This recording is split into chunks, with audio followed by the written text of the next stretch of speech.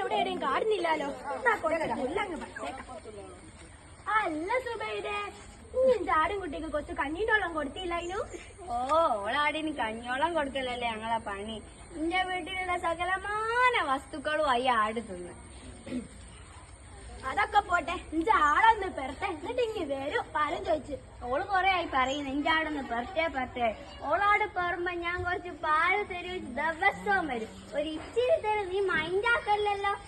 അതൊക്കെ ഒന്ന് പോട്ടെ, ഒന്ന് പെരട്ടെ, എന്നിട്ട് കാണാൻ്റെത്. ആ കാണാം. അല്ല, നിങ്ങൾ രണ്ടാളും എന്താ ഇവിടെ പിടിക്കാലോ?